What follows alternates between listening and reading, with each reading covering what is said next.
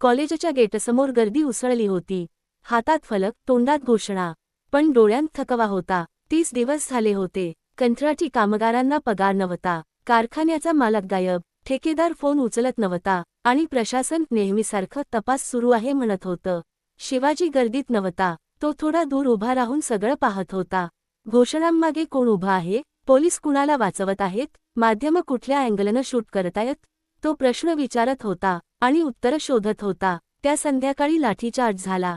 फलक पडले. घोषणा विरल्या. लोक पळाले. एक कामगार खाली पडला. डोक्यातून रक्त वाहत होतं. शिवाजी धावला. त्याने मोबाईल काढला. फोटो, व्हिडिओ, वेळ, जागा. पोलिसाचा बूट, कामगाराचं डोकं. सगळं फ्रेममध्ये. तो जाणत होता, हीच आजची तलवार आहे. रात्रीचा गनिमी कावा. रात्री 2 वाजता शिवाजी आपल्या खोलीत बसला होता. टेबलावर कागद, लॅपटॉपवर फाईल्स, फोनवर रेकॉर्डिंग. त्याने वेगवेगळ्या तुकड्यांतून एक चित्र तयार केलं. बनावट कंपनी, एकाच पत्त्यावर 4 ठेकेदार, पगारासाठी आलेला सरकारी निधी आणि त्याच दिवशी झालेला ट्रान्सफर.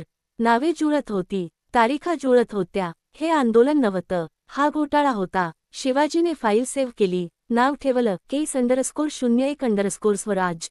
न्यायालयात सकाळी 11 वाजता कोणताही गोंधळ न करता ती फाईल न्यायालयात पोहोचली. ना मोर्चा, ना घोषणा, ना मीडिया, फक्त पुरावे. दुपारी 4 वाजता आदेश आला. ठेकेदारावर गुन्हा दाखल. कारखान्याची खाती गोठवली. कामगारांना तातडीचा पगार.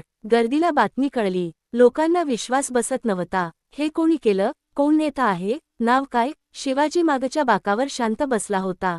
तो हसला नाही. तो उठला नाही. त्याला माहीत होतं, ही फक्त सुरुवात आहे. पहिली किंमत. संध्याकाळी फोन वाजला. अनोळखी नंबर. खूप हुशार आहात. समोरचा आवाज थंड होता, पण हुशारीची किंमत असते. कॉल कट झाला. शिवाजी खिडकीतून बाहेर पाहत राहिला. शहर तसंच धावत होतं, पण आता कोणीतरी त्याच्याकडे लक्ष देत होतं. त्याने वही उघडली. दुसरं वाक्य लिहिलं. पेक्षा जास्त पहिला विजय मिळाला.